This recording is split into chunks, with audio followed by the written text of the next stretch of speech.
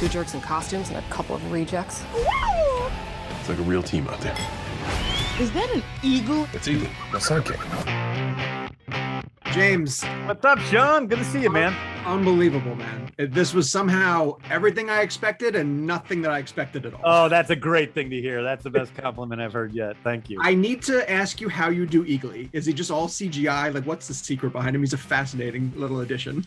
He is all CGI. He is. We actually brought an eagle onto set at the very beginning of production, and the eagle was absolutely having none of it. And I'm like, I can't. This guy is so sad right here. I can't do it with this guy. This poor eagle is like being terrorized. I'm like, he doesn't want to be here. So we made him CGI. Weta did it. He just done a lot of visual effects for my movies and stuff. Guy Williams is great team member, and I love working with him. You can't house train an eagle, dude. Not without stealing its soul. Mr. Cena, what did you have to think about that helped you convey the overwhelming joy of being hugged by an eagle? He's hugging me. Genuinely being hugged by an eagle. And obviously, when we meet Eagly, Eagly is much more than a sidekick. Eagly is Peacemaker's best friend. It's the unconditional love that a pet would give the pet's owner, or the pet's caregiver. That's Eagly, and Eagly is more like a cat than a dog, and where he's certainly got his own personality and he's independent. But Eagly is Peacemaker's best friend. So I have to have an embrace with a memory foam shaped gray bowling pin that should be an eagle. But at the same time, I'm using my imagination of I get a chance to see my best friend for the first time in a long time. My best friend's excited to see me. We pick up right where we left off, and it happens to be a bald eagle. My asshole! What's wrong with your bird? Such a good, handsome boy. The show really is a very fascinating 180-degree turn from the Peacemaker we met in Squad, and each episode kind of peels off a new layer to him, and I was blown away by all the things that we learned about him. I wanted to know what new aspect of him that you most appreciated getting to play around with. I think it was just the amount of time. If you look at the Suicide Squad and you specifically focus on Peacemaker, you see moments of him contemplating his core values. You see his human behavior. He buys a rat a drink. He kills someone he admires, and it shakes his very foundation. And he's certainly willing to eliminate Ratcatcher 2 at any and all costs, strictly because of the concept that he's thorough. This is all information that's out there in the movie that we know already. But it does shed light that there may be some contradiction in terms. We just don't get enough time in the Suicide Squad to go on that journey. And I don't think it's a 180 in Peacemaker. I think it's just a time to dive into what does he think when he is not in a process of saving the world on a mission. What does he think when the lights go out? What does he think when there's no one around? I think that's we get a lot of time to explore that on Peacemaker. Flag was right. Peacemaker. What a joke. Buddy? Hey, what the fuck are you doing? Freddie, I'm going to ask this because I'm not 100% sure, having watched several episodes of it. What is Peacemaker good at? What is he actually good at? My boy Peacemaker is sick. What is he actually good at? I mean, in Vigilante's eyes, he's hilarious. He's muscular. He's the best guy on the planet. But I think, I don't know, he's got a lot of flaws. We haven't really discussed any of his actual decent attributes. Hey, at least he's got self-reflection. That's what we've learned from the show. So True. that's a positive quality, I think. My advice, cut it out with the introspection. The mind is a den of scorpions better left running from, not towards. What's the hardest part about pacing out your reveals for episodes, multiple episodes, versus trying to fit everything into a 2-hour time frame and figuring out how information drops? I just had to go by I've never done television, so there's no science to it for me. It is really only the science that I've learned from writing screenplays, which is a very different science in a way. So it really was just, I had to go off my gut. I knew the general story as I wrote it. I knew where we were going to end up. I knew where we were starting. Some things kind of changed along the way as I was writing it, but I did write the episodes in order. So the story kind of unraveled in front of me as I was writing it. Although, like I said, I did know what the ending was, and that's my favorite episode of all is 8. Yeah, Steve is teasing out episode 8, saying that we're not prepared for it. Yeah, you're not prepared for it. Yeah. So, I honestly would love to see if there was a season 2, knowing how episode 8 ended, where Economos goes from here, you know. You can tell me how it ends. It's just you and I. Well, no, I'll tell you, when I was doing ADR for the final episode, it was just a couple of scenes. I asked the person who was remotely directing me if they could, after we finished my ADR, if they could since we were already on the reel, if they could fast forward to the end, because this episode is bonkers and there's a reason they're not showing it to you. I was like, hey, can you fast forward a little bit so I can see the finished product? And they're like, absolutely not. And I was like, I was there, like, you're not going to spoil anything. And they're like, yeah, but there's people in the room who don't know. Oh man. Okay. Yeah. That's a great tease. That's a fantastic tease. Everyone is teasing episode 8 and how we're not prepared for it in any way, shape, or form. So if you could describe it in one word, how would you describe the finale of the show? Explosive. Eat peace, mother. This is our new recruit, Leota Debayo. I've done a lot of notable things. Where did you find Miss Brooks? She's fantastic. Oh, she's great. I loved her on Orange is the New Black. So this was one of those weird situations where I wrote the roles almost completely for the people who ended up playing them. So I love Danielle from Orange is the New Black. So I wrote the role of Adebayo for her, and we didn't even go to her till after I had written the whole series. And, you know, I didn't know if she was actually going to be the one to end up playing it. We could have ended up with somebody else, but I'm really happy that we ended up with her. I love her. She's actually getting married right now, and I'm missing her virtual wedding. Oh, no. for you, Sean. Thank you. I appreciate it. But anyway, I wrote it for her. Robert Patrick, who I've admired a lot, but I saw him in Perry Mason, and I'm like, oh my God, that guy, he would be great. And so I wrote the role of Augie for him. Maybe that's a put down to Robert. I don't know. He's not at all like Augie.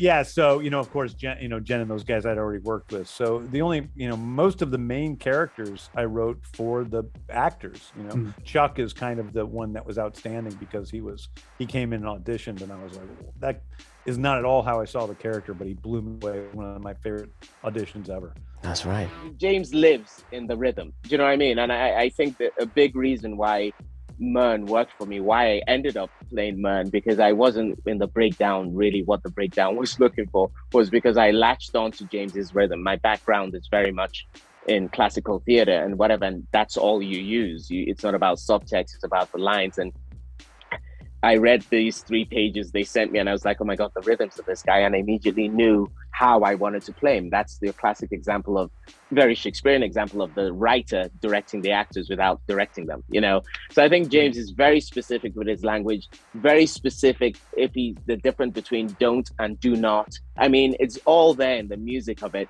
And of course, that's what comedy is the timing, is the math of it and stuff. So he lives in the specificity, and I, as an actor, reveled in seeing someone write that way and go, oh, I know this guy through the dialogue, It really lends a voyeuristic approach to it. Like it's, a lot of times you can see the performance, and instead I felt like I was in a van with you guys, listening to actual conversations.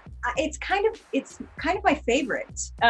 The sort of constant movement and the very conversational pace that the show has. It's something that I absolutely love, and it comes fairly easily when you are very prepared with the material. And we were fortunate to have these scripts long in advance. We had plenty of time to prep, and so it was just like, we just jumped in, and it felt very smooth and fun. Had a great time. I kind of got the swing of it by the time we wrapped. It was his dialogue was fantastic, and it was really a great experience. And Steve and I have been talking about this today, that sometimes the dialogue's great and everything's going great, and then all of a sudden he'll yell out some more, not yell, but give you some more great dialogue, out of nowhere to add to it. So it's the advantage of having the writer there working with you and directing you. He is such a clarity, a vision of what he wants for these characters, and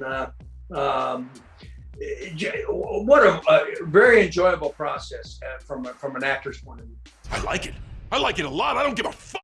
What? Give it all you got. Freddie, where would you like to see Vigilante show up next? On a feature film or another series? Oh, honestly, anywhere in the world, anywhere in that world. Also, hopefully, in a world with James Gunn, because like he's just, it's such a joy to work with him, and just the comedy, all of it. Like it's a lot of fun. But honestly, if he turns up anywhere in the DC world, I would be ecstatic. Robert, as someone who has seen the many cycles of Hollywood storytelling and observed the trends of things that have come and go, I would love to know what you attribute to this 20-year run that we seem to be in of comic book adaptations, and why you think the genre is still so popular and successful. Well, I'm first off thrilled. This is the first, my first foray into the DC comic world and the comic world that you spoke of. I just think it's exciting. You know, these filmmakers that grew up reading and being inspired by comic books, and their imaginations being, set off from their comic book world. I think what's going on, to be honest with you, and it's fun to finally be a part of it.